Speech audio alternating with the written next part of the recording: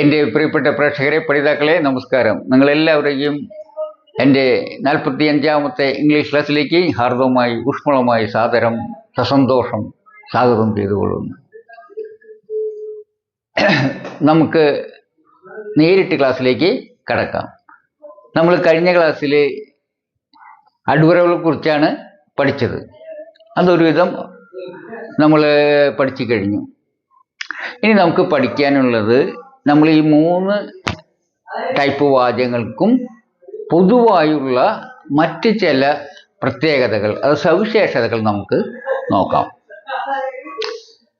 അപ്പോൾ അതിനു മുമ്പായിട്ട് നമുക്ക് ഒരു 10-15 ക്ലാസ്സുകൾക്ക് മുമ്പ് ഒരു പഠിതാവ് ചില സംശയങ്ങൾ ചോദിച്ചിരുന്നു. അന്ന് അതെനിക്ക് മുഴുവൻ തീർത്തു കൊടുക്കാൻ കഴിഞ്ഞിരുന്നില്ല. എന്താ കാരണം എന്ന് വെച്ചാൽ, വാചകങ്ങളെക്കുറിച്ച് ഒരു ഏകദേശ ധാരണ കിട്ടിയതിന് ശേഷം മാത്രം പറഞ്ഞാൽ മാത്രമേ ആ സംശയം തീരുമായിരുന്നുള്ളൂ. ഇതേ സംശയം ആ വ്യക്തിക്ക് മാത്രമല്ല, നിങ്ങളിൽ പലർക്കും വരാം. അതുകൊണ്ട് ഞാൻ വിചാരിച്ചു, എന്താ വെച്ചാൽ, ഇത് ഈ വാചകങ്ങളെക്കുറിച്ച് പഠിപ്പിക്കുന്ന ക്ലാസ്സിൽ ആ സംശയം തീർത്ത് കൊടുക്കുകയാണെങ്കിൽ വേറെ പലർക്കും അതിൻ്റെ പ്രയോജനം കിട്ടും. കാരണം അത്തരം സംശയം പലർക്കും വരാം. അതുകൊണ്ടാണ് അന്ന് തീർത്ത് കൊടുക്കാണ്ടിരുന്നത്. എന്തായാലും ഇപ്പം അത് ഞാൻ നിങ്ങൾ അത് തീർക്കാമെന്ന് വിചാരിക്കുകയാണ്. അതിൻ്റെ പ്രയോജനം നിങ്ങൾക്കും കിട്ടുമല്ലോ. മറ്റൊരു കാരണം കൂടി ഉണ്ട്. കാരണം ഞാൻ ഇംഗ്ലീഷ് എങ്ങനെയാണോ പഠിച്ചത്, അതിൻ്റെ രഹസ്യം അല്ലെങ്കിൽ അതിൻ്റെ ആ സൂത്രം നിങ്ങളുമായി ഷെയർ ചെയ്യാമെന്ന് ഞാൻ വിചാരിക്കുന്നു. ഇതൊരു പറ്റിയ അവസരമാണ്. അതും ഇതിന് ഒരു കാരണമായിട്ടുണ്ടെന്ന് പറയാതെ വയ്യ. നമുക്കെന്തായാലും അത് എന്താണ് സംശയമെന്ന് നോക്കാം. ഞാൻ ആ ബോർഡിൽ ചില വാചകങ്ങൾ എഴുതിയിടാം. അത് വിശകലനം ചെയ്ത് കഴിഞ്ഞാൽ നമുക്കത് മനസ്സിലാക്കാൻ കഴിയും. ഇപ്പം ബോർഡിൽ നോക്കുകയാണെങ്കിൽ 2 സെറ്റ് വാചകങ്ങൾ ഞാൻ എഴുതിയിട്ടുണ്ട്. ഒന്ന്, രാജു ഒരു സമ്മാനം വാങ്ങിച്ചു. ഫസ്റ്റ് സെറ്റിൽ ഒന്നാമത്തെ. അതിൽ രണ്ടാമത്തെ, രാജുവിന് ഒരു സമ്മാനം കിട്ടി. രണ്ടാമത്തെ സെറ്റിൽ സീത ഒരു സമ്മാനം വാങ്ങിച്ചു. സീതയ്ക്ക് ഒരു സമ്മാനം കിട്ടി. ഇതാണ് നമ്മൾ ഈ വാചകങ്ങൾ ഏത് ടൈപ്പിൽ പെട്ടതാണ് എനിക്ക് പറയാൻ പറ്റുമോ? പറഞ്ഞു തന്നിട്ടുണ്ട്. രണ്ടാമത്തെ ടൈപ്പിൽ പെട്ടതാണ്. എന്താ കാരണം? ആദ്യത്തെ വാചകം എടുക്കാൻ, രാജു സബ്ജക്റ്റ്, പിന്നെ ഒരു ഓബ്ജക്റ്റ്, പിന്നെ വെർബ്. സബ്ജക്റ്റ് ഉണ്ട്, ഒരു വെർബ് ഉണ്ട്, ഓബ്ജക്റ്റ് ഉണ്ട്. അപ്പോൾ സബ്ജക്റ്റ്, വെർബ്, ഓബ്ജക്റ്റ്. അപ്പോൾ നമുക്കറിയാം, സബ്ജക്റ്റായിട്ട് ഒരു NP, ഓബ്ജക്റ്റായിട്ട് ഒരു NP, വെർബ് ഉണ്ട്. അപ്പോൾ സബ്ജക്റ്റ്, വെർബ്, ഓബ്ജക്റ്റ് എന്ന ആ ശ്രേണിയിൽപ്പെട്ട ഒരു വാചകമാണ് ഇത്. അതുകൊണ്ട് നമ്മൾ എന്ത് ചെയ്യണം? അതുപോലെ ട്രാൻസ്ലേറ്റ് ചെയ്യാം എന്ന് പഠിച്ചു. അതുപോലെ ഇതും അത് തന്നെയാണ്. അങ്ങനെ നോക്കുകയാണെങ്കിൽ ടൈപ്പ് 2 പെട്ട 4 സെൻറ്റൻസുകളാണ് നിങ്ങൾ ബോർഡിൽ കാണുന്നത്. അപ്പോൾ നിങ്ങൾക്ക് ഇംഗ്ലീഷിലേക്ക് ട്രാൻസ്ലേറ്റ് ചെയ്യാൻ അറിയാം, ഇല്ലേ? അതായത് സബ്ജക്റ്റ് ആദ്യം, പിന്നെ വെർബിലേക്ക് പോവുക, പിന്നെ ഒബ്ജക്റ്റ് വയ്ക്കുക. ഇത് എല്ലാതും അങ്ങനെ തന്നെയാണ്. അപ്പോൾ നിങ്ങൾക്ക് ട്രാൻസ്ലേറ്റ് ചെയ്യാമല്ലോ. അപ്പോൾ എങ്ങനെയാണ് അത് നിങ്ങൾ ട്രാൻസ്ലേറ്റ് ചെയ്യുക? ഞാൻ ഒന്ന് ട്രാൻസ്ലേറ്റ് ചെയ്ത് കാണിച്ചു തരാം. അപ്പം നിങ്ങൾ അത് മനസ്സിൽ ട്രാൻസ്ലേറ്റ് ചെയ്യുക. എന്നിട്ട് അത് ശരിയാണോ നിങ്ങൾ ഒത്തുനോക്കുക. ആ ഒത്തുനോക്കുമ്പോൾ നിങ്ങൾക്കറിയാം നിങ്ങൾക്ക് എത്ര കണ്ട് ഇംഗ്ലീഷിൽ പ്രാവീണ്യം നേടിക്കഴിഞ്ഞു എന്ന്. ഓക്കെ, അപ്പോൾ ട്രാൻസ്ലേറ്റ് ചെയ്ത് എഴുതിയതിൻ്റെ രാജു ഒരു സമ്മാനം വാങ്ങിച്ചു എന്നുള്ളത് ട്രാൻസ്ലേറ്റ് ചെയ്യുമ്പോൾ നമുക്കറിയാം, ഇത് രണ്ടാമത് വെർബ് വരും, മൂന്നാമതിലേക്ക് ഇത് വരും. അപ്പോൾ സമ്മാനത്തിൻ്റെ മൂന്നാമതാണ് ട്രാൻസ്ലേഷൻ വരിക, അല്ലേ? അതുപോലെ ഇതിൻ്റെ ട്രാൻസ്ലേഷൻ ഇപ്പുറത്താണ് വരിക, നമുക്കറിയാം. അതുപോലെ അല്ലാതെ അങ്ങനെ തന്നെയാണ്. അപ്പോൾ രാജു ബോട്ട് എ ഗിഫ്റ്റ് എന്നാണ് ആദ്യത്തെ ട്രാൻസ്ലേഷൻ. നിങ്ങളുടെ ശരിയായിരിക്കുമെന്ന് ഞാൻ വിശ്വസിക്കുന്നല്ലേ? ഇനി അടുത്തത് നോക്കുക. രാജുവിന് ഒരു സമ്മാനം കിട്ടി. Raju got a gift. ഇങ്ങനെ തന്നെയാണോ കിട്ടിയത്? കിട്ടിയില്ലെങ്കിൽ നിങ്ങൾ ശ്രദ്ധിക്കണം. സീത ഒരു സമ്മാനം വാങ്ങിച്ചു. Sita got a gift. സീതയ്ക്ക് ഒരു സമ്മാനം കിട്ടി. Sita got a gift. അപ്പൊ നമ്മൾ നോക്കുകയാണെങ്കിൽ ഒന്നാമത്തെ ട്രാൻസ്ലേഷനിൽ സമ്മാനം ഗിഫ്റ്റ് വാങ്ങിക്കുമ്പോൾ, ഇനി ഇവിടെ നോക്കുക സബ്ജക്റ്റ് രാജു, അതിന്റെ ഇംഗ്ലീഷ് എന്താ? രാജു തന്നെ. അപ്പൊ അത് വ്യത്യാസമില്ല. രാജുവിന്, രണ്ടാമത്തെ തന്നെ എല്ലാവർക്കും ശ്രമിച്ചു. രാജുവിന് ഒരു സമ്മാനം കിട്ടി. രാജുവിന് എന്നുള്ളതിന് എന്താ എഴുതിയിരിക്കുന്നത്? ട്രാൻസ്ലേഷൻ രാജു തന്നെ. അത് തെറ്റുണ്ടോ? ഇവിടെ ഇപ്പൊ സാധാരണ ഇന്ന് എന്നുള്ളതിന് ടു എന്നോ ഒക്കെ ഉണ്ട്. ടു രാജു എന്ന് വെക്കണോ? ഇതൊക്കെയാണ് ചിലവരുടെ സംശയം. ശരിയാണ്, ഇതിന് വിഭക്തിയുണ്ട്. അപ്പൊ ഇംഗ്ലീഷിൽ അതിന് ന് എന്നുള്ളതിന് വേണ്ടേ എന്നൊരു സംശയം വരും. അത് നമുക്ക് വേണ്ട എന്നുള്ളതാണ്. ഇതിന് നമുക്ക് പഠിക്കാനുള്ളത്. വേണ്ട അതായത് സബ്ജക്റ്റ് ആണെങ്കിൽ അത് സബ്ജക്റ്റായിട്ട് ഉപയോഗിക്കുക. ഒരു NP ആണ്. എന്താ NP എന്ന് പറഞ്ഞാൽ? നൗൺ ഫ്രേസ് അല്ലെങ്കിൽ നൗണിന് തുല്യമായ ഒരു പദമോ പദസമൂഹമോ ഉപയോഗിക്കാം. നൗണിന് തുല്യമായി ഉപയോഗിക്കുന്ന ഒരു വാക്കാവാം, ഒരു കൂട്ടം വാക്കുകളൊക്കെ ആവാം. നൗണ് തുല്യമായിരിക്കണം മാത്രം. അതിന് നമ്മൾ NP എന്ന് പറയുന്ന നമ്മൾ പഠിച്ചിട്ടുണ്ട്. അതിൻ്റെ അതേ വെക്കാൻ പാടൂ. നൗണായിരിക്കണം അല്ലെങ്കിൽ നൗൺ ഫ്രേസ് ആയിരിക്കണം. നമുക്കറിയാം വിഭക്തി ചേർന്നാൽ നൗണിനോടോ നൗൺ ഫ്രേസിനോടോ വിഭക്തി ചേർന്ന് എന്തായി തീരത്? അത് വിശേഷണമായിട്ട് മാറും, അഡ്വർബായിട്ട് മാറും, അല്ലെങ്കിൽ അഡിക്റ്റീവായിട്ട് മാറും. രണ്ടായിട്ട് ഉപയോഗിക്കാം. അപ്പോൾ അത് അഡ്വർബായിട്ട് മാറും. അപ്പോൾ നമുക്ക് ഉപയോഗിക്കാൻ പറ്റില്ല ഇവിടെ. അതുകൊണ്ട് മലയാളവും ഇംഗ്ലീഷും തമ്മിൽ വ്യത്യാസം. സബ്ജക്റ്റായിട്ട് ഒരു നൗൺ ഉപയോഗിക്കുമ്പോൾ, ഇപ്പൊ രാജു എന്നൊരു നൗൺ ഉപയോഗിക്കേണ്ട കാര്യം എടുക്കുകയാണെങ്കിൽ രാജു എന്നുള്ളതിന് രാജു എന്ന് തന്നെ ഇംഗ്ലീഷിൽ, രാജുവിന് എന്നുള്ളതിനും രാജു എന്ന് തന്നെ എഴുതുക. സന്ദർഭോചിതമായിട്ട് അർത്ഥം എടുക്കുമ്പോൾ ചേർത്തെടുക്കണം. അപ്പൊ രാജുവിന് സബ്ജക്റ്റായിട്ട് രാജുവിനെ എന്ന് ഉപയോഗിക്കുകയാണെങ്കിൽ നമ്മൾ അതിന് കൂടെ പ്രപ്പോസിഷൻ ചേർക്കാതെ സബ്ജക്റ്റിന്റെ സ്ഥാനത്ത് വെച്ച് കഴിഞ്ഞാൽ രാജുവിന് എന്ന അർത്ഥം എടുക്കണം നമ്മൾ, ആ സന്ദർഭം നോക്കിയിട്ട്.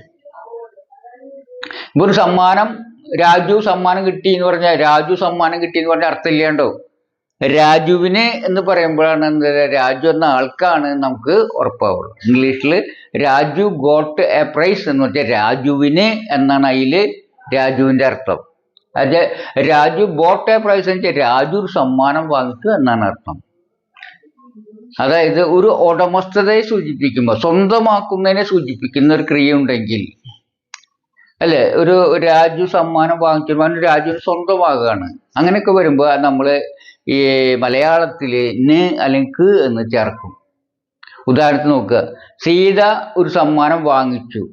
നമുക്ക് പ്രശ്നമില്ല ഇതിൽ യാതൊരു സബ്ജക്റ്റിന്റെ കൂടെ യാതൊരു വിഭക്തിയും ചേർന്നിട്ടില്ല. പക്ഷെ ഇവിടെ രണ്ടാമത്തിൽ നോക്കണ്ടേ, സീതയ്ക്ക് കണ്ട്. ഇവിടെ നേന്നാണെങ്കിൽ ലേഡീസൊക്കെ ആകുമ്പോൾ നമ്മൾ ക്ക് എന്ന് വയ്ക്കുക. ചില വാക്കുകളുടെ ക്ക് എന്നാ വയ്ക്കുക, ചില വാക്കുകൾ നേന്ന വയ്ക്കുക. എന്തായാലും ഇവിടെ സീത തന്നെ വെച്ചേക്കുന്നത്. പക്ഷെ ഇതിൽ സീതയ്ക്ക് എന്നുള്ളത് സീത തന്നെ വെച്ചേക്കുന്നത്. ഇങ്ങനെയാണ് ഞാൻ പഠിക്കാറ്. അപ്പോൾ അങ്ങനെയാണ് ഞാൻ മനസ്സിലാക്കാറ്. ഓ, ഇങ്ങനെയാണ് അല്ലേ. ഇംഗ്ലീഷിൽ രാജു സബ്ജക്റ്റായിട്ട് ഉപയോഗിക്കും. രാജു എന്ന നൗൺ ഇംഗ്ലീഷിൽ നമ്മൾ സബ്ജക്റ്റായിട്ട് ഇരിക്കുമ്പോൾ രാജു എന്നോ രാജുവിനോ എന്നോ അർത്ഥമെടുക്കാം. അങ്ങനെ ഞാൻ കമ്പാരിറ്റീവ് സ്റ്റഡി ചെയ്തിട്ട് മനസ്സിലാക്കിക്കൊണ്ടാണ് ഇംഗ്ലീഷ് പഠിച്ചത്. അതാണ് നിങ്ങളുമായി ഞാൻ പങ്കുവയ്ക്കുന്നത്. അതെ, നമ്മളെപ്പോഴും മലയാള വാചകം തത്തുല്യമായ ഇംഗ്ലീഷ് വാചകം നമ്മൾ കമ്പയർ ചെയ്ത് നോക്കിക്കൊണ്ടിരിക്കും. എന്ത് വ്യത്യാസമുണ്ട്? അങ്ങനെ പഠിച്ചിട്ടാണ് ഞാൻ ഇംഗ്ലീഷ് പഠിച്ചത്. ഇതാണ് എൻ്റെ ഇംഗ്ലീഷ് പഠിച്ചതിൻ്റെ രഹസ്യം, അഥവാ ഞാൻ ഇംഗ്ലീഷ് പഠിച്ചതിൻ്റെ രഹസ്യം അഥവാ സൂത്രം. നിങ്ങളത് ആർക്കെങ്കിലും പ്രയോജനപ്പെടുത്താമെങ്കിൽ പ്രയോജനപ്പെടുത്തുക.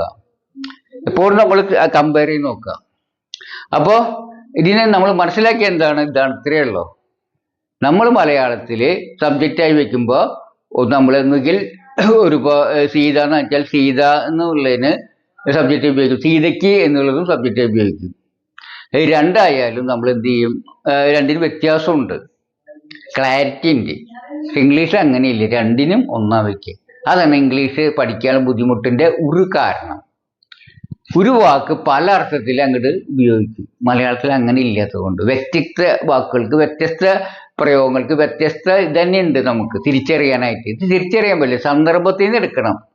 അതാണ് ഇംഗ്ലീഷ് പഠിക്കുന്ന ഏറ്റവും ക്ലേശകരമായ ഒരു കാര്യം. കാരണം അതൊരു വികസിക്കാത്ത ഭാഷയാണ് ഇംഗ്ലീഷ്. നമ്മളെ സംബന്ധിച്ച് നമ്മളെ ഭാഷയുമായിട്ട് താരം ചെയ്യുമ്പോൾ അതിൻ്റെ 10% വികസനം അതിനുള്ളൂ. അതാണ് അതിൻ്റെ കാരണം. അപ്പോൾ ഇതിനിപ്പോൾ എന്താണ് നിങ്ങൾ മനസ്സിലാക്കിയതെന്ന് വെച്ചാൽ, ഇപ്പോൾ അതിനെ ഒരു സബ്ജക്റ്റ് ആയ നൗൺ ഉപയോഗിക്കുമ്പോൾ അതിന് യാതൊരു വിഭക്തിയില്ലാത്ത അർത്ഥവും എടുക്കാം, അക്ക് അല്ലെങ്കിൽ ന് എന്നുള്ള അർത്ഥവും എടുക്കാം എന്നാണ് നമ്മൾ ഇതിൽ നിന്ന് മനസ്സിലാക്കിയത് അല്ലേ. അപ്പോൾ രാജു എന്ന ഒരു ഇംഗ്ലീഷ് വാചകത്തിൽ ഒരു വാക്ക് കണ്ടാൽ അതിന് എന്തർത്ഥം എടുക്കാം? രാജു അല്ലെങ്കിൽ രാജുവിന്. സീത എന്നൊരു വാക്ക് സബ്ജക്റ്റ് കണ്ടു കഴിഞ്ഞാൽ സീതയ്ക്ക് എന്നോ സീത എന്നോ അർത്ഥം എടുക്കാം.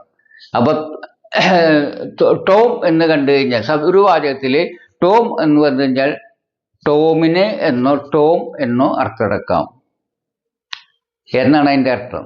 രാമൻ എന്നെടുത്ത് വെച്ചാൽ രാമന് എന്നോ രാമൻ എന്നോ അർത്ഥം എടുക്കാം. ഭവാനി എന്ന് എഴുതി കഴിഞ്ഞാൽ ഭവാനി എന്നോ ഭവാനിക്ക് എന്നോ അർത്ഥം എടുക്കാം. ഇതാണ്.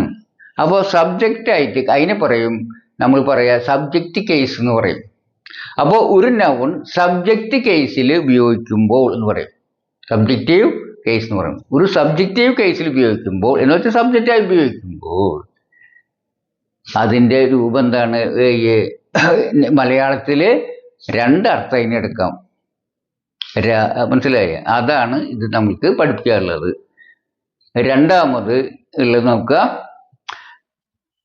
ഓബ്ജക്റ്റീവ് കേസിനും ഇതേപോലെയാണ്. നമുക്ക് മറ്റൊരു ഉദാഹരണം നോക്കാം.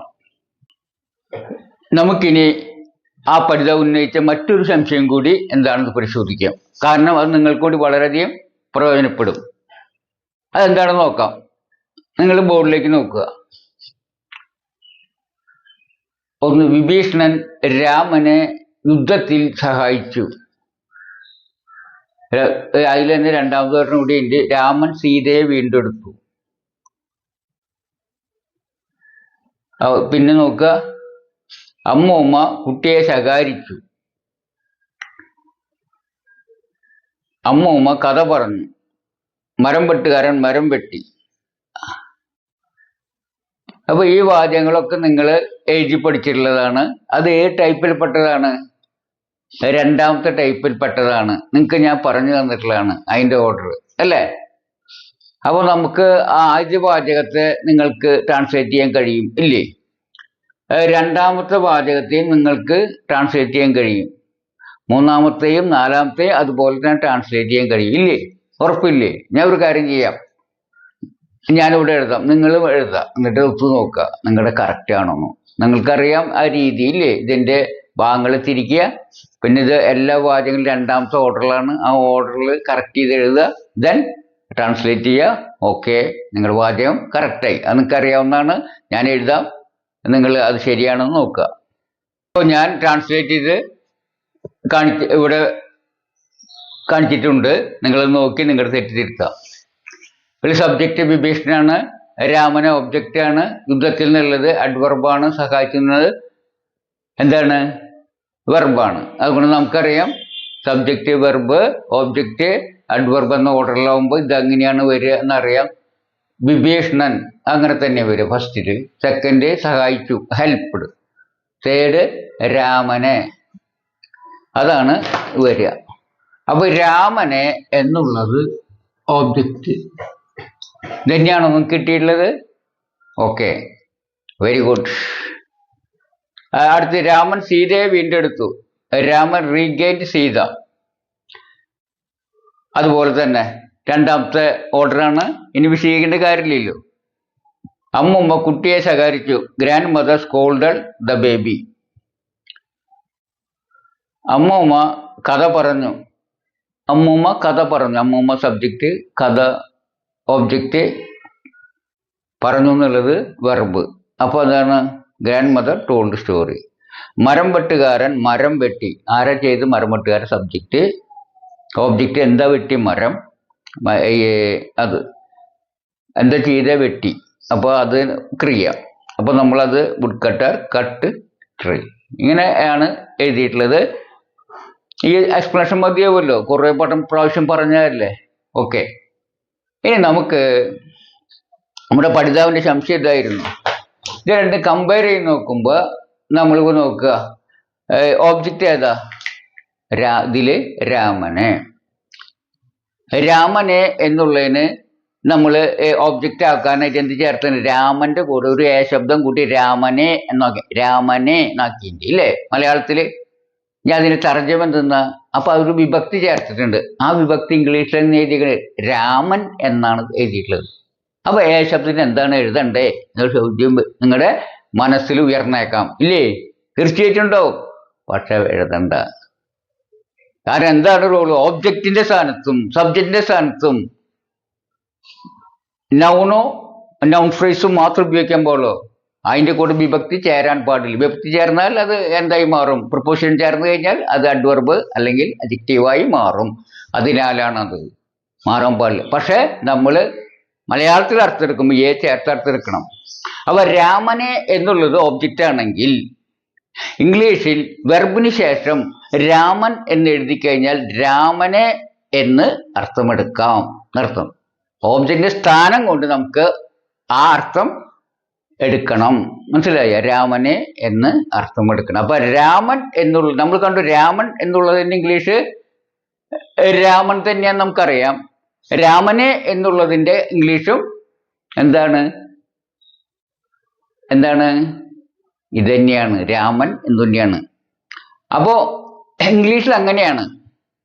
ഓബ്ജക്റ്റ് ആയിട്ട് വരുമ്പോൾ നൗൺ തന്നെ ഉപയോഗിക്കുക, വിത്തൗട്ട് എനി പ്രിപ്പോസിഷൻ. ഒരു പ്രിപ്പോസിഷൻ ചേർക്കാതെയാണ് ഉപയോഗിക്കുക. ചേർക്കാൻ പാടില്ല. ചേർത്താൽ ഓബ്ജക്റ്റ് ആവില്ല. അപ്പൊ ഓബ്ജക്റ്റിന്റെ സ്ഥാനത്ത് എന്തു വെച്ചാൽ നൗൺ വെക്കുമ്പോൾ നമുക്ക് മലയാളത്തില് അർത്ഥമെടുക്കുന്ന അതേ അർത്ഥം കൈവരിക്കും എന്ന് മനസ്സിലാക്കുക. അവിടെ രാമൻ എന്ന് എഴുതിയാൽ രാമനെ, ഓബ്ജക്റ്റ് സ്ഥാനത്ത് രാമൻ എന്ന് എഴുതി കഴിഞ്ഞാൽ രാമനെ എന്നുള്ളതാണ് അർത്ഥം എന്ന് മനസ്സിലാക്കുക. വേറെ വേണ്ട. അപ്പോ ഇതായിരുന്നു സംശയം. അപ്പൊ ആ സംശയം തീർന്നിട്ടുണ്ടാകുമെന്ന് ഞാൻ കരുതുന്നു. ഇത് തന്നെയാണ്. അപ്പൊ നമ്മൾ രാമൻ സീതയെ വീണ്ടെടുത്തു. സബ്ജക്റ്റ് നമുക്കറിയാം, രാമനാ ചെയ്തെന്ന്. വീണ്ടെടുത്തു എന്നുള്ള പ്രവൃത്തി എന്നറിയാം. ഇത് ആരെയാണ്? സീതയെ. അപ്പൊ ഇതില് ആരെയാണ് യുദ്ധത്തിൽ തോൽപ്പിച്ച? രാമനെ. ഇവിടെ എന്തില് ആരെയാണ് വീണ്ടത്? സീതയെ. അപ്പൊ സീതയെ എന്നുള്ളതാണ് ഓബ്ജക്റ്റ്. നമുക്കറിയാം ആരെ എന്നുള്ള ചോദ്യത്തിന് ഉത്തരമാണ് എന്ത്? ഓബ്ജക്റ്റ്. അത് ഒരാളാണെങ്കിൽ, ഒരു വ്യക്തിയാണെങ്കിൽ, മനുഷ്യനാണെങ്കിൽ ആരെ എന്നുള്ള ചോദ്യത്തിന് ഉത്തരമാണ് എന്ത്? ഓബ്ജക്റ്റ് എന്ന് പഠിച്ചിട്ടുണ്ട് അല്ലേ? ഓക്കെ.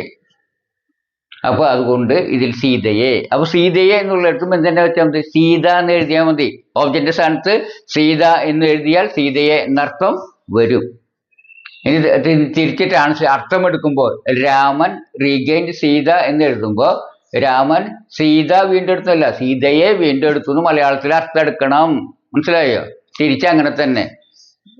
സീതയെ എന്ന് ട്രാൻസ്ലേറ്റ് ചെയ്യുമ്പോൾ ശബ്ദത്തിന് എന്ത് വെക്കുമെന്ന് ആലോചിച്ച് തലമുണ്ടാക്കേണ്ട, അതന്നെ എഴുതിയാൽ മതി. നമ്മളൊരു വാചകത്തില് ഓബ്ജക്റ്റ് തിരിച്ചറിയുക എങ്ങനെയാണെന്ന് വെച്ചാല് വെർബിന് ശേഷം വരുന്ന വാക്യഭാഗത്തിൽ പ്രിപ്പോസിഷനോ ഒന്നും ചേരാത്ത നൗൺ ഫ്രേസോ കണ്ടത് ഒബ്ജക്റ്റാന്ന് മനസ്സിലാക്കണം. കണ്ട, ഇവിടെ രാമൻ ഒന്നും ചേർന്നിട്ടില്ല, ഇതാണ് ഒബ്ജക്റ്റ് എന്ന് ഇംഗ്ലീഷിലെ ഒരു വാചകത്തിലെ വാക്യഭാഗം നോക്കി തിരിച്ചറിയാം. ഇതിൽ കണ്ട, ഇവിടെ ഇത് കൊന്നിട്ടുള്ളത് സീത എന്നാണ്. അപ്പൊ സീതയാണ് ഒബ്ജക്റ്റ്. അത് സീതയെ എന്ന് അർത്ഥം എടുക്കണം എന്ന് നമുക്ക് തിരിച്ചറിയണം. അതുപോലെ തന്നെ അതാണ് ഒബ്ജക്റ്റ് എന്ന് തിരിച്ചറിയണം. ഇനി അമ്മൂമ്മ കുട്ടിയെ ശകാരിച്ചു.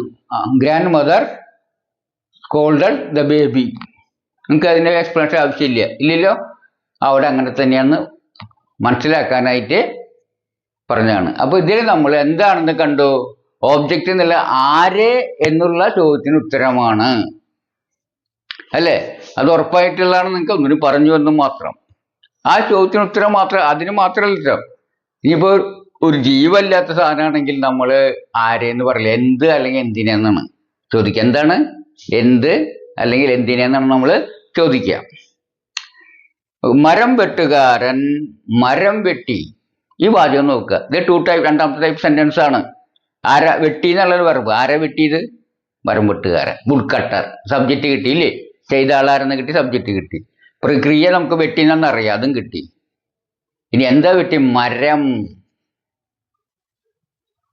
അപ്പോൾ ഇത് ചോദ്യത്തിന് ഉത്തരം എന്തിനെ വെട്ടിയത്? എന്താണ് വെട്ടിയത്? മരം. അല്ലെങ്കിൽ അപ്പോൾ മനസ്സിലായ?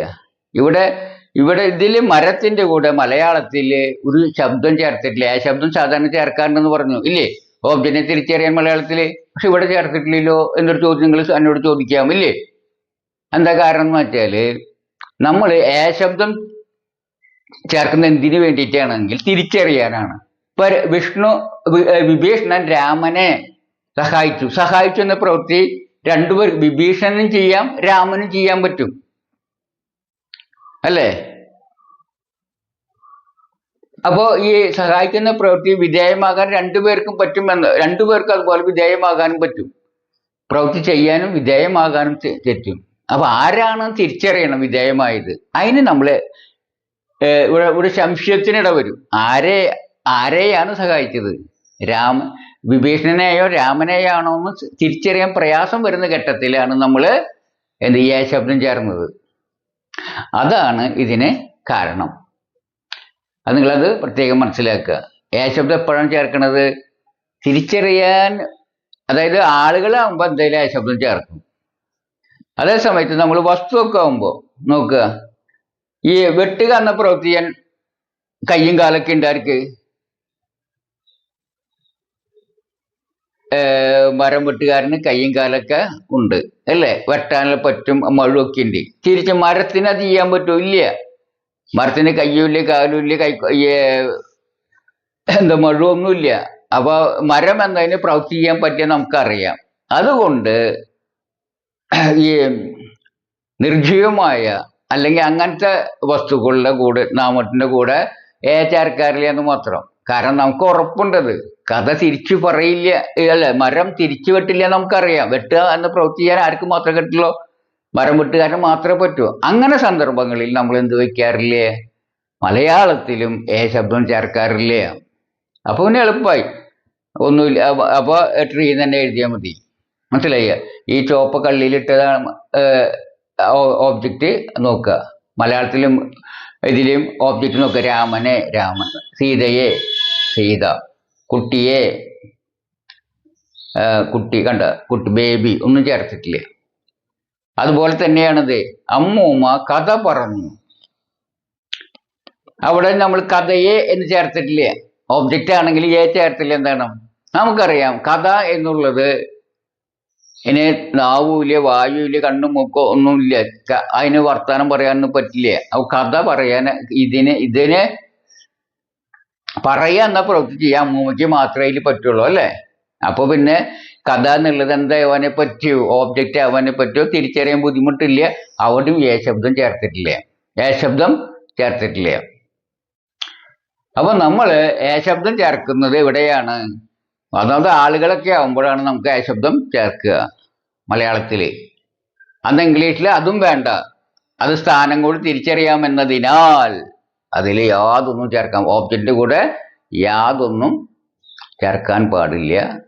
മലയാളത്തിൽ തിരിച്ചറിയാൻ ഒരു ബുദ്ധിമുട്ടില്ലാത്ത സാഹചര്യം ശബ്ദം ഓബ്ജക്റ്റിന്റെ കൂടെ ചേർക്കാറില്ല. ഇംഗ്ലീഷിൽ ഒരു സ്ഥലത്തും വേണ്ട. ഇതാണ് നമ്മൾ പഠിക്കാനുള്ളത്. അപ്പോൾ ഇതിനെ പറയാം ഓബ്ജക്റ്റീവ് കേസ്. അപ്പോൾ ഓബ്ജക്റ്റീവ് കേസിൽ എന്താ രാമൻ എന്ന് എഴുതിയാൽ നമുക്ക് എങ്ങനെ അർത്ഥമെടുക്കാം? അതിനെ രാമൻ എന്ന് അർത്ഥമെടുക്കാൻ കഴിയും, രാമനെ എന്ന് അർത്ഥമെടുക്കാൻ കഴിയും. മനസ്സിലായ? അതാണ് നമ്മൾ ഇതിൽ പ്രത്യേകിച്ച് പഠിക്കാനുള്ളത്. ഓബ്ജക്റ്റീവ് കേസ് എന്ന് പറയും. എന്താ പറയാ? Objective case. ഓബ്ജക്റ്റ് ആയിട്ട് വരും ഉപയോഗിക്കുമ്പോൾ അതിനെ ഒബ്ജക്റ്റീവ് കേസ് എന്ന് പറയും. മലയാളത്തിലെ ഒരു ഒബ്ജക്റ്റ് സ്ഥാനത്ത് ഒരു നൗൺ കണ്ടാൽ മലയാളത്തിലേക്ക് നമുക്കതിനെ ഒന്നും ചേർക്കാത്ത അർത്ഥം ശബ്ദം ചേർത്തിട്ടുള്ള അർത്ഥവും എടുക്കാം എന്നർത്ഥം. മനസ്സിലായി? ഇത്ര കാര്യം നമ്മൾ മനസ്സിലുണ്ട്. അപ്പോൾ ഇതിലെ ഒബ്ജക്റ്റീവ് കേസിൽ രാമൻ എന്നാണ്. ഇവിടെ ഒബ്ജക്റ്റീവ് കേസിൽ സീതയെ വെച്ചാൽ സീതയെന്ന് അർത്ഥം എടുക്കാം. കഥ ഈ കുട്ടി എന്നുള്ള ഇവിടെ ഒബ്ജക്റ്റീവ് കേസിൽ വന്നിട്ടുള്ളത് ബേബിയാണ്. അപ്പൊ അതിന് കുട്ടിയെന്നും കുട്ടിയെന്ന് അർത്ഥം എടുക്കാം. അപ്പോൾ സന്ദർഭോചിതമായി അർത്ഥമെടുക്കുക. അതാണ് നിങ്ങളോട് പറയാനുള്ളത്. ഇതാണ് ഒരു കാര്യം പഠിക്കാനുള്ളത്. മാത്രമല്ല, ഇപ്പൊ ഈ നമ്മൾ കണ്ട എത്ര ഒബ്ജക്റ്റ് കണ്ടു? രാമനെ, സീതയെ. ഇത് രണ്ടും ആരെ എന്ന ചോദ്യത്തിന് ഉത്തരമാണ്. മൂന്നാമത് കുട്ടിയെ, ഇത് മൂന്നെന്താണ്? ആരെ ചോദ്യത്തിന് ഉത്തരമാണ്. ഇത് വ്യക്തിയാണ്, ഇത് വ്യക്തിയാണ്, ഇത് വ്യക്തിയാണ്. ഇതൊക്കെ ആരെ എന്ന ചോദ്യത്തിന് ഉത്തരമാണ്. ഇനി അമ്മൂമ്മ കഥ പറഞ്ഞു. കഥ പറഞ്ഞു എന്ന് പറയുമ്പോ ആരെ പറഞ്ഞു എന്നല്ല പറയാം, എന്ത് പറഞ്ഞു അല്ലേ? അപ്പോ മരം കാട്ടുകാരൻ മരത്തെ വെട്ടി. മരം വെട്ടുകാരൻ മരം വെട്ടി. ഇവിടെ ചേർത്തിട്ടില്ല അല്ലേ? ഇവിടെ ഇതാണ് എന്ത് ചോദ്യത്തിന് ഉത്തരം വരിക? ആരെ എന്നല്ല ചോദ്യത്തിനല്ല വരിക, എന്ത് പറഞ്ഞു, അത് എന്ത് വെട്ടിയെന്നാ വരിക അല്ലേ? അപ്പൊ ഇതിനെന്താ മനസ്സിലാക്കണത്? ഓബ്ജക്റ്റുകള് ആരെ എന്നതിന്റെ ചോദ്യത്തിനാവും, എന്ത് അതുപോലെ എന്തിന് എന്നുള്ള ചോദ്യത്തിന് ഉത്തരവും എന്താണ്? അഡ്വർബാണ്. ഇപ്പോ പാമ്പ് തവളയെ വിഴുങ്ങി തരുമ്പോ എന്തിനെ വിഴുങ്ങുന്ന ചോദ്യം വരിക, അതില് തവള ഓബ്ജക്റ്റ് ആണ്. അപ്പൊ ഓബ്ജക്റ്റ് എന്ന് പറയുന്നത് ആരെ, എന്ത്, എന്തിനെ എന്നാണ് നമ്മൾ പഠിച്ചിട്ടില്ലാണെന്ന് റിപ്പീറ്റ് ചെയ്യുന്നുള്ളൂ.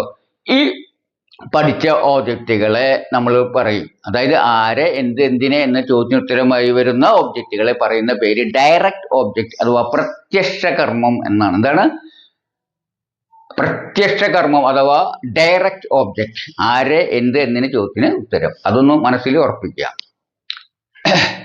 ഇതാണ് നമുക്ക് പറയാനുള്ളത്. അത് മനസ്സിലായല്ലോ. ഇനി നമുക്ക് ഒബ്ജക്റ്റ് കേസിൽ വേറൊരു രൂപം കൂടി ഉണ്ട്, അതും കൂടി നിങ്ങളോട് പറഞ്ഞുതരാം. ഓക്കെ.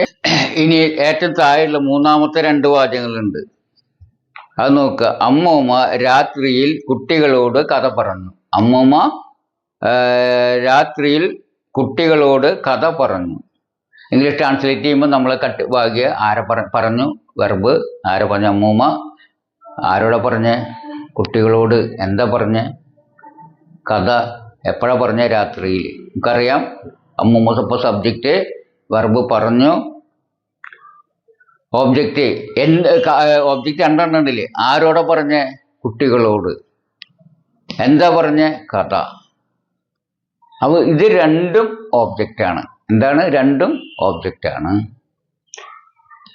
എപ്പോഴാ പറഞ്ഞ? At night. അത് അഡ്വർബും അറിയാം. അപ്പൊ രണ്ട് ഓബ്ജക്റ്റ് ഉള്ള വാചകങ്ങൾ നമ്മൾ കഴിഞ്ഞ ക്ലാസ്സിൽ മൂന്നാമത്തെ ടൈപ്പ് വാചകം പഠിപ്പിച്ച് പറഞ്ഞു. സബ്ജക്റ്റ്, വെർബ്, ഓബ്ജക്റ്റ് പിന്നെ അഡ്വർബുകൾ എന്ന് പറഞ്ഞു. അപ്പൊ രണ്ട് ഓബ്ജക്റ്റ് വരുന്നില്ല. അത് ഇങ്ങനെയാണ് വരുന്നത്. രണ്ട് ഓബ്ജക്റ്റ് ഉണ്ട് അതിൽ. ആ ബോക്സിലിട്ടത് രണ്ട് ഓബ്ജക്റ്റ്. ഏതാണ്? ഈ കുട്ടികളോട് എന്നുള്ളത് ഒരു ഓബ്ജക്റ്റ് ആണ്. പിന്നെ കഥ എന്നുള്ളത് ഒരു ഓബ്ജക്റ്റ് ആണ്. കഥ. കഥ എന്നുള്ളത് ഇപ്പോൾ ഞാനത് നീലത്തിലിടാം. കഥ. അപ്പൊ കഥ എന്നുള്ളത് എന്താണ്? ഒബ്ജക്റ്റ് ആണ്. അപ്പൊ പറഞ്ഞു, എന്തു പറഞ്ഞു? കഥ പറഞ്ഞു. അപ്പൊ എന്ത് എന്നുള്ള ചോദ്യം ഉത്തരം നമ്മൾ നേരത്തെ പഠിച്ചു, ഓബ്ജക്റ്റ് ആണ്. ആ ഒബ്ജക്റ്റിന്റെ പേരെന്താണെന്ന്? പ്രത്യക്ഷ കർമ്മം അഥവാ ഡയറക്റ്റ് ഓബ്ജക്റ്റ് എന്ന് പറഞ്ഞു. ഡയറക്റ്റ് ഓബ്ജക്റ്റ് ആണ് കഥ എന്നുള്ളത്. ഡയറക്റ്റ് ഓബ്ജക്റ്റ്, ആ പ്രത്യക്ഷ കർമ്മം എന്ന് പറയും. ഇതില് ആരോട് പറഞ്ഞു? അത് ഓബ്ജക്റ്റ് ആണ്. ആ ഒബ്ജക്റ്റിന് നമ്മൾ പറയും എന്തെന്ന്? ഇൻഡയറക്റ്റ് ഓബ്ജക്റ്റ്, പരോക്ഷ കർമ്മം എന്ന് വേണമെങ്കിൽ മലയാളത്തിൽ പറയാം. അപ്പൊ ഇത് രണ്ട് ഒബ്ജക്റ്റ് വരുന്ന കേസുള്ള വാചകങ്ങൾ 3 ടൈപ്പ് എന്ന് പറയും. അതാണിത്. സബ്ജക്റ്റ്, വെർബ്, ഓബ്ജക്റ്റ് പിന്നെ അഡ്വർബ്. കണ്ടോ? സബ്ജക്റ്റ്, വെർബ്, ഒരു ഓബ്ജക്റ്റ് പിന്നെ ഒരു ഓബ്ജക്റ്റ്. അത് കഴിഞ്ഞിട്ട് അഡ്വർബുകൾ എത്ര ഉണ്ടെങ്കിൽ അത് എഴുതാം. അപ്പൊ നമുക്ക് ആ ഓർഡറിലെ ഒരു വാചകം കണ്ടു കഴിഞ്ഞു. ഇതിനെ അപ്പൊ കുട്ടികളോട് എന്നുള്ള ഓബ്ജക്റ്റിനെ എന്തെന്നാ പറയാ? ആരോട് എന്നുള്ള ഉത്തരമായിട്ട് വരുന്ന ചോദ്യത്തിനുള്ള ഉത്തരമായി വരുന്നതിനെ പറയും ഇൻഡയറക്റ്റ് ഓബ്ജക്റ്റ്. അത് ആണ് ആദ്യം വെക്കേണ്ടത്. അതിന് ശേഷമാണ് ഡയറക്റ്റ് ഓബ്ജക്റ്റ് വെക്കേണ്ടത്. അതിന് ശേഷമാണ് അഡ്വർബ് വെക്കേണ്ടത്. ആ മൂന്നാമത്തെ ടൈപ്പ് വാചകം അങ്ങനെയാണ് വരിക. അപ്പൊ എന്താണ് മൂന്നാമത്തെ ടൈപ്പിന്റെ വാചകത്തിന്റെ ഓർഡർ? നമുക്കറിയാം. Subject, verb, object. രണ്ട് ഓബ്ജക്റ്റ് കഴിഞ്ഞതിന് ശേഷം അഡ്വർബ്. അതിൽ ആദ്യം വരുന്ന ഓബ്ജക്റ്റ് ഏതായിരിക്കും? വെർബ് കഴിഞ്ഞിട്ട് ആദ്യം വരുന്ന ഒബ്ജക്റ്റ് ഇൻഡയറക്റ്റ് ഒബ്ജക്റ്റ്, അതിനുശേഷം ഡയറക്റ്റ് ഒബ്ജക്റ്റ്. ഡയറക്റ്റ് ഒബ്ജക്റ്റ് എന്താണെന്ന് വ്യക്തമായിട്ടുള്ളതാണ്. ഇതുവരെ പഠിച്ച ഒബ്ജക്റ്റുകളൊക്കെ ഡയറക്റ്റ് ഒബ്ജക്റ്റ് ആണ്. ഇൻഡയറക്റ്റ് ഒബ്ജക്റ്റ് വളരെ കുറച്ച് വാചകങ്ങളിലേ വരൂ. അത് ആരോട്, ആർക്ക്, ആരോട്, ആളുകളാണെങ്കിൽ, അല്ലെങ്കിൽ ഈ സാധനമൊക്കെ എന്തിന്, ഏതിന് എന്നൊക്കെയുള്ള ചോദ്യത്തിന് ഉത്തരമായിട്ടും വരും. അത് മാത്രമാണ് നമുക്ക് ഇൻഡയറക്റ്റ് ഒബ്ജക്റ്റ് വരിക. അത് വളരെ കുറച്ച് വാചകങ്ങൾ, വളരെ കുറച്ച് വാചകങ്ങൾ വരുമോ. മൂന്നാമത്തെ ടൈപ്പ് വാചകങ്ങളാണ് ഏറ്റവും അധികം വരിക എന്ന കാര്യം നിങ്ങൾ ഓർമ്മ വയ്ക്കുക. അപ്പോൾ അമ്മൂമ്മ രാത്രിയിൽ കുട്ടികളോട് കഥ പറഞ്ഞു എന്നുള്ളത് grand mother subject, told object, പിന്നെ എന്താ വരിക, ഇൻഡയറക്റ്റ് ഒബ്ജക്റ്റ്. ഡയറക്റ്റ് അല്ലാട്ട, ഇൻഡയറക്റ്റ്, കുട്ടികളോട്, ദി ചിൽഡ്രൻ. എന്തെങ്കിലും വിഭക്തി ചേർത്തിട്ടുണ്ടെങ്കിൽ കുട്ടികളോട് എന്നുള്ളതിന് സാധാരണ നമുക്ക് തോന്നും ഒരു ടു ചേർക്കണ്ടേന്ന് അല്ലേ. പക്ഷെ ഒബ്ജക്റ്റ് ആയിട്ട് ഉപയോഗിക്കുമ്പോൾ നമ്മൾ ഒന്നും ചേർക്കാൻ പാടില്ല. പക്ഷെ നമ്മൾക്ക് അർത്ഥം എടുക്കുമ്പോൾ, മലയാളത്തിൽ അർത്ഥം എടുക്കുമ്പോൾ എന്ത് ചെയ്താൽ മതി, ഓട് എന്ന് ചേർത്തെടുത്താൽ മതി. ഇവിടെ ചിൽഡ്രൻ എന്ന് വെച്ചാൽ കുട്ടികൾ എന്ന് മാത്രമേ എഴുതിയിട്ടുള്ളൂ. പക്ഷെ ഇംഗ്ലീഷിൽ അങ്ങനെ വെച്ചാൽ കുട്ടികളിൽ നിന്ന് അർത്ഥമെടുക്കാം, കുട്ടികളോട് എന്ന് അർത്ഥമെടുക്കാം. ഓബ്ജക്റ്റിന്റെ സ്ഥാനത്ത് നിങ്ങൾ ഇത് കണ്ടു കഴിഞ്ഞാൽ കുട്ടികളോട് അല്ലെങ്കിൽ കുട്ടികൾക്ക് എന്നൊക്കെ അർത്ഥം എടുക്കാം. മനസ്സിലായി? വേറെ വിഭക്തി ചേർക്കേണ്ട ആവശ്യമില്ല. അത് പ്രത്യേകം നിങ്ങൾ ശ്രദ്ധിക്കണം. അറിയാതെ നമ്മളിപ്പോൾ വിഭക്തി വെക്കാലോ ടെൻഡൻസി വരെ, ഓട് എന്നുള്ളതിന് വിഭക്തി വേണ്ട, ടു എന്ന് വെക്കേണ്ട മനസ്സ് പറഞ്ഞു. പക്ഷേ ഓബ്ജക്റ്റ് ആയിട്ട് വെക്കുമ്പോൾ, അതായത് ഫസ്റ്റ് ഇത് വെർബ് കഴിഞ്ഞിട്ട് തൊട്ടടുത്ത് വെക്കുമ്പോൾ ടു ചേർക്കേണ്ട. അപ്പം അത് ഒബ്ജക്റ്റ് ആയിരുന്ന് നമുക്ക് മനസ്സിലാവും. അതിൻ്റെ അർത്ഥം നമ്മൾ മലയാളത്തിൽ എടുക്കുമ്പോൾ ഇങ്ങനെ ഓടും ചേർത്തെടുക്കണം. അഥവാ ഇതിൻ്റെ തർജ്ജമയായിട്ട് ഇംഗ്ലീഷ് ചെയ്യുമ്പോൾ വെറുതെ ചില്ലറന്ന് വെച്ചാൽ കുട്ടികൾ എന്നല്ല, കുട്ടികളോട് അർത്ഥം വരുമെന്നർത്ഥം. ക്ലിയർ ആയല്ലോ? അത് കഴിഞ്ഞിട്ട് സ്റ്റോറി, നമ്മൾ ഡയറക്റ്റ് ഒബ്ജക്റ്റ് നമുക്കറിയാം. അതിന് ശേഷം അഡ്വർബ് വയ്ക്കുക. അപ്പോൾ മൂന്നാമത്തെയും രണ്ടാമത്തെയും നമ്മൾ ചെറിയ വ്യത്യാസമുള്ളൂ. രണ്ടാമത്തേൽ ഒരു ഒബ്ജക്റ്റിൽ മറ്റേതിൽ രണ്ട് ഒബ്ജക്റ്റ് ഉണ്ട്. ആദ്യത്തെ പറഞ്ഞ ഡയറക്റ്റ് ഒബ്ജക്റ്റ് എന്ന് പറഞ്ഞാൽ ഇതിൽ ഇൻഡയറക്റ്റ് ഒബ്ജക്റ്റും ഡയറക്റ്റ് ഒബ്ജക്റ്റും വരും. അപ്പോൾ ആദ്യം വെക്കുക, മൂന്നാമത്തെ വരയ്ക്കുമ്പോൾ ആദ്യം ഇൻഡയറക്റ്റ് ഒബ്ജക്റ്റ് വെക്കുക, പിന്നെ നമുക്ക് പരിചയമുള്ള ഒബ്ജക്റ്റായ ഡയറക്റ്റ് ഒബ്ജക്റ്റ് അതിന് ശേഷം വെക്കുക. അതിന് അങ്ങനെ വെക്കുക. അതാണ് അതിൽ പറയാനുള്ളത്. അടുത്ത്, ഇന്ത്യൻ പ്രധാനമന്ത്രി BM ഹെഡ്ഡയ്ക്ക് ഭാരതരത്നം നൽകി. അതിന് നൽകി എന്നുള്ളത് വെർബ്. ക്ലിയർ? ആരാ കൊടുത്തത്? ഇന്ത്യൻ പ്രധാനമന്ത്രി. അപ്പോൾ സബ്ജക്റ്റും ഓക്കെ, സബ്ജക്റ്റ് വെർബാണ് വെക്കേണ്ടത്. അപ്പോൾ ഇങ്ങനെ തർജ്ജമ ചെയ്യുമ്പോൾ ഇന്ത്യൻ പ്രധാനമന്ത്രി ഗേവ്, എന്ത് കൊടുത്തു എന്നുള്ളത് എന്താ, ഭാരതരത്നം. എന്താ കൊടുത്തത്? ഭാരതരത്നം. എന്ത് ഒബ്ജക്റ്റ് അത്? എന്തിനാ ചോദ്യം? ഡയറക്റ്റ് ഒബ്ജക്റ്റ് അല്ലേ.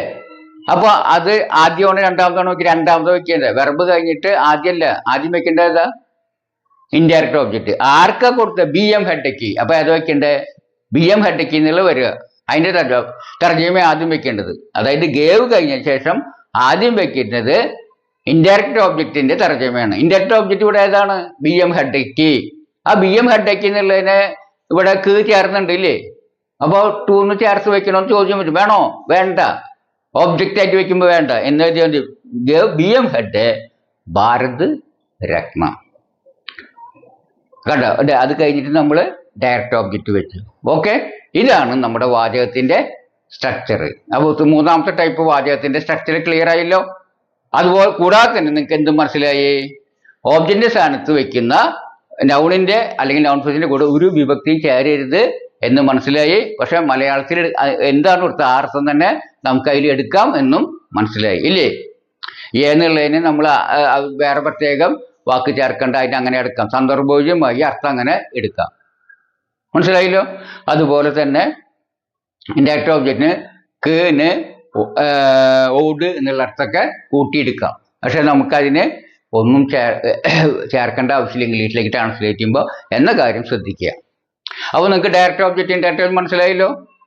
പിന്നെ അപ്പോൾ ഒരു നൗൺ ഓബ്ജക്റ്റിന്റെ സ്ഥാനത്ത് വെക്കുമ്പോൾ അതിൻ്റെ അർത്ഥം ഒബ്ജക്റ്റീവ് കേസിലുള്ളതാണ് എന്ന് പറയും. ഒബ്ജക്റ്റീവ് കേസിലെ അർത്ഥം, ആ മലയാളത്തിലെ ഒബ്ജക്റ്റീവ് കേസിലെ അർത്ഥം ഞാനൊന്ന് എഴുതി കാണിക്കാം. ഇപ്പോൾ സബ്ജക്റ്റായിട്ട് ഒരു നൗൺ ഉപയോഗിക്കുമ്പോൾ നമുക്ക് എങ്ങനെ അർത്ഥം എടുക്കാമെന്ന് ഇവിടെ കാണിച്ചിട്ടുണ്ട്. ഒരു എന്നോ NP-യോ അല്ലെങ്കിൽ നൗണോ വയ്ക്കുകയാണെങ്കിൽ സീത എന്ന നൗണിൻ്റെ കാര്യം എടുക്കുക. ആ സീത എന്ന് എഴുതിയാൽ സബ്ജക്റ്റിന് സ്ഥാനത്ത് എഴുതുകയാണെങ്കിൽ നമുക്ക് സീത എന്ന് ട്രാൻസ്ലേറ്റ് ചെയ്താൽ മതി. സീതയ്ക്ക് എന്നുള്ളതിനും സീത എന്ന് തന്നെ എഴുതിയാൽ മതി, പ്രത്യേകിച്ച് പ്രത്യേകം ചേർക്കണ്ട. അതായത് ഒരു പ്രപ്പോസിഷൻ ചേർക്കണമെന്ന് അർത്ഥം. രാമൻ എന്നുള്ളതിനും അതുപോലെ രാമൻ എന്ന് എഴുതിയാൽ മതി. രാമന് എന്നുള്ളതിനും രാമൻ എന്ന് എഴുതിയാൽ മതി. ഇപ്പോൾ രാമന് ഒരു പേന കിട്ടി എന്നുള്ളതിന് എന്താ നമ്മൾ എഴുതിയാൽ മതി? രാമൻ ഗോട്ട് എ പെൻ എന്ന് എഴുതിയാൽ മതി. Raman got A pen.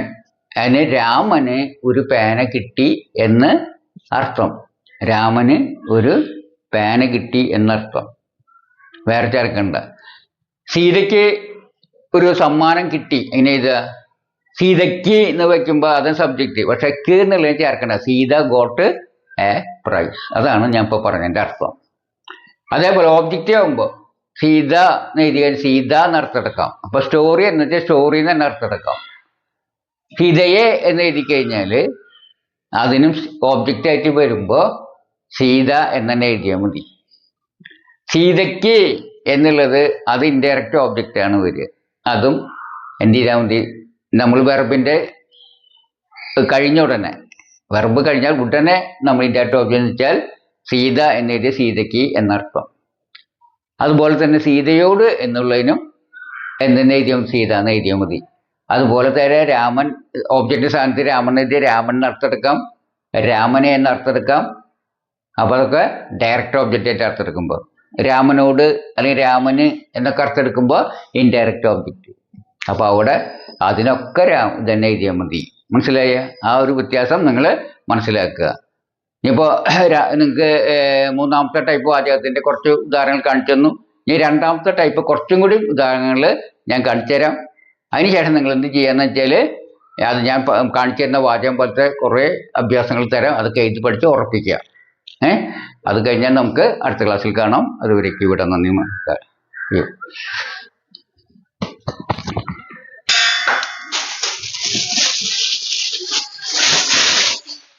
Type 2-ലെ ഒരു സെന്റൻസ് ഞാൻ നിങ്ങൾക്ക് തർജ്ജമ ചെയ്ത് കാണിച്ചിരിക്കുകയാണ്. നോക്കുക. മലയാളം. ആൺകുട്ടികൾ സന്ധ്യയ്ക്ക് മൈതാനത്ത് ആഹ്ലാദത്തോടെ പന്ത് കളിക്കുന്നു എന്നൊരു മലയാള വാചകം ഇംഗ്ലീഷിലാക്കണം വിചാരിക്കരുത് എന്ന് പറഞ്ഞു. അങ്ങനത് കട്ട് ചെയ്യുക. ആൺകുട്ടികൾ കട്ട് ചെയ്തു, സന്ധ്യയ്ക്ക് കട്ട് ചെയ്തു, മൈതാനത്ത് കട്ട് ചെയ്തു, ആഹ്ലാദത്തെ കട്ട് ചെയ്തു, പന്ത് കട്ട് ചെയ്തു, കളിക്കുന്ന കട്ട് ചെയ്ത ഭാഗങ്ങൾ തിരിച്ചു അല്ലേ? കളിക്കുന്ന വെർബാന്ന് മനസ്സിലായി, ചെയ്യുന്ന ആൺകുട്ടികളാണ് മനസ്സിലായി, സബ്ജക്റ്റാന്ന് മനസ്സിലായി. എന്താ കളിക്കുന്നത്? പന്ത്. അത് ഓബ്ജക്ട്, ഡയറക്റ്റ് ഓബ്ജക്റ്റ്. എന്ത് കളിക്കുന്നത്? അത് ഡയറക്റ്റ് ഓബ്ജക്റ്റ് നമുക്ക് പഠിച്ചല്ലോ. ആ ഡയറക്റ്റ് ഓബ്ജക്റ്റ് ആണ് മനസ്സിലായി. നമ്മൾ സാധാരണ പതിവായിട്ട് പറയുന്ന ഓബ്ജക്റ്റ്. അതിന് കഴിഞ്ഞാൽ പിന്നെ എന്താണ്? സന്ധിക്ക് എന്നുള്ള അഡ്വർബ്, എപ്പോഴും ടൈം, ടൈമിനെ കുറിക്കുന്ന അഡ്വർബ്, പിന്നെ മൈതാനത്തെ പ്ലേസിനെ കുറിക്കുന്ന അഡ്വർബ്, ആഹ്ലാദത്തോടെ മാനറിനെ കുറിക്കുന്ന അഡ്വർബ്. അപ്പൊ നമുക്കറിയാം, അതിന്റെ ഓർഡർ നമുക്കറിയാം അല്ലേ? ഏതാണെന്ന് നമുക്കറിയാലോ അഡ്വർബുകൾ. അപ്പൊ നമ്മൾ ആ ഓർഡറിൽ എഴുതും. ഇംഗ്ലീഷിന്റെ ക്രമത്തിൽ ആദ്യം ആൺകുട്ടികൾ ആദ്യം വരും, രണ്ടാമത് വെർബ് കളിക്കുന്നു, പിന്നെ പന്ത് വരണം, പിന്നെ അഡ്വർബ് ഓഫ് മാനർ അതാദ്യം, പിന്നെ adverb of place time, adverb of place സ്ഥലം, അത് കഴിഞ്ഞിട്ട് അഡ്വർബ് ഓഫ് ടൈം. അപ്പോ അവളത്ത് മൈതാനത്ത് തന്തി ഇംഗ്ലീഷ് എഴുതിയാൽ ഓക്കെ എന്ന് പഠിച്ചല്ലോ. The boys play football cheerfully on the ground in the evening. അപ്പൊ ഇംഗ്ലീഷിന്റെ ഫുൾ തർജ്ജമ. ഓക്കെ, ഒരെണ്ണോട് ഞാൻ നിങ്ങൾക്ക് എഴുതി കാണിച്ചു തരാം. അപ്പൊ അത് നോക്കി നിങ്ങൾ അഭ്യാസങ്ങളെല്ലാം ചെയ്ത് പഠിച്ച് അത് ഈ രണ്ടാം ടൈപ്പ് എങ്ങനെ എഴുതുമെന്ന് ഉറപ്പിച്ചു വരണം. മറ്റൊരു ഉദാഹരണം നോക്കുക.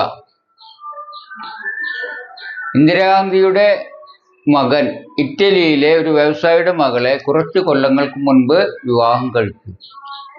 അത് നോക്കുക. ഇത് ടൈപ്പ് 2-ൽപ്പെട്ട ഒരു വലിയ സെന്റൻസ് ആണ്. ഈ സബ്ജക്റ്റ് ആയിട്ട് വരുന്നത് ഏതാ അറിയാൻ പറ്റുമല്ലോ നിങ്ങൾക്ക്. നിങ്ങൾക്ക് സ്വയം കണ്ടുപിടിച്ചൂടെ? ആദ്യം വെർബ് കണ്ടുപിടിക്കുക. വിവാഹം കഴിച്ചു അല്ലെ? ആര്? ഇന്ദിരാഗാന്ധിയുടെ മകൻ. അത് നൗണല്ല, നൗൺ ഫ്രേസ് അല്ലേ? ഇന്ദിരാഗാന്ധിയുടെ മകൻ. അപ്പോൾ സബ്ജക്റ്റ് കിട്ടി, വെർബ് കിട്ടി. ഇനി അടുത്തത് എന്തായിരിക്കും? ഓബ്ജക്റ്റ്. ആരെ വിവാഹം കഴിച്ചു? അതൊരു വാക്കല്ല. ഇറ്റലിയിലെ ഒരു വ്യവസായിയുടെ മകളെ.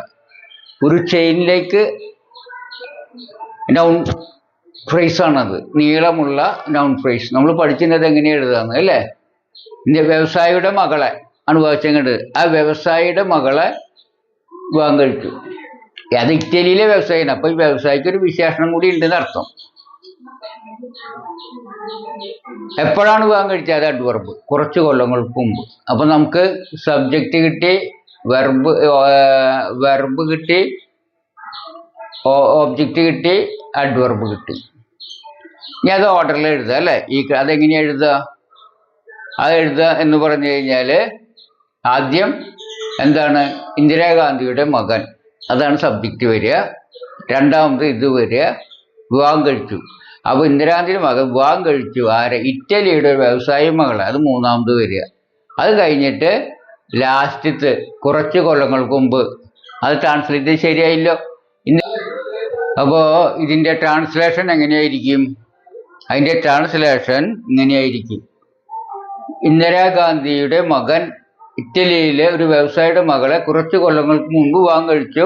സബ്ജക്റ്റ് മനസ്സിലായി, ഇന്ത്യയുടെ മകനാണ്. വെർബ് വിവാഹം കഴിച്ചു എന്നാണെന്ന് മനസ്സിലായി. അപ്പോൾ അത് രണ്ടാമത് വരും. മൂന്നാമത് ഏത് വരും? ആര് വിവാഹം കഴിച്ച? ഇറ്റലിയുടെ വ്യവസായിയുടെ മകളെ. അത് മൂന്നാമത് വരും. അത് ഒബ്ജക്റ്റായി കാരണം അല്ലേ? പിന്നെ ഏതാ വരിക? എപ്പോഴാണ്? സം ഇയേഴ്സ് അഗോ എന്ന് വരും. നമുക്ക് മനസ്സിലായി, ഓർഡർ മനസ്സിലായി. ഫസ്റ്റ് സബ്ജക്റ്റ് എടുക്കുക, ഇന്ദിരാഗാന്ധിയുടെ മകൻ, ദ സൺ ഓഫ് ഇന്ദിരാഗാന്ധി. ഞാൻ അടുത്ത് വെർബ് എടുക്കുക അല്ലേ? വിവാഹം കഴിച്ചു, മാരീഡ്. അടുത്തെന്താ? ആരെ? ദി ഡോട്ടർ, മകളെ. ആ മകൾക്കൊരു വിശേഷണം. ആരുടെ? ബിസിനസ്മാൻ. ആ ബിസിനസ്മാനെ എവിടുത്തെയാന്നൊരു വിശേഷം. In Italy. അപ്പോൾ നമ്മൾ പഠിക്കേണ്ടത് ഇങ്ങനെയാണ് നീളമുള്ള നൗൺ ഫ്രേസ് എഴുതാന്നുള്ളത് അല്ലേ? വിശേഷണങ്ങൾ ബാക്കിൽ വെച്ച് എഴുതാന്നൊക്കെ പഠിക്കുന്നത്. അതൊക്കെ നമ്മളിപ്പോൾ ആവശ്യമായിരിക്കുകയാണ്. അതൊക്കെ ഓർത്തെടുക്കണം. എപ്പോഴടുത്ത? Some years ago.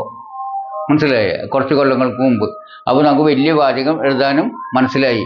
ഇതേപോലെയുള്ള വാചകങ്ങൾ നിങ്ങൾ എഴുതി പഠിച്ച് ഉറപ്പിച്ച് കഴിഞ്ഞാൽ 2 ടൈപ്പ് സെൻറ്റൻസുകൾ നിങ്ങൾക്ക് നന്നായിട്ട് എഴുതാൻ കിട്ടും. 3 ടൈപ്പ് വളരെ കുറച്ചേ വരികയുള്ളൂ. അതിലിപ്പോൾ ഒരു ഓബ്ജക്റ്റും കൂടി എഴുതണം എന്ന് മാത്രം. ഫസ്റ്റ് 2 ഒബ്ജക്റ്റ് ഉണ്ടാവും. ഇതേപോലെ തന്നെ ഇത് കഴിഞ്ഞിട്ട് ഒരു വെർബ് കഴിഞ്ഞാൽ ഒരു ഇൻഡയറക്റ്റ് ഒബ്ജക്റ്റ് വരും. അത് കഴിഞ്ഞ് ഡയറക്റ്റ് ഒബ്ജക്റ്റ് എഴുതുക. ഇതേപോലെ തന്നെ എഴുതുക. പ്രത്യേകിച്ച് പഠിക്കാനൊന്നുമില്ല. അപ്പോൾ 3 വാചകങ്ങൾ എഴുതേണ്ട വിധം നിങ്ങൾക്ക് ഒരുവിധം ക്ലിയറായി.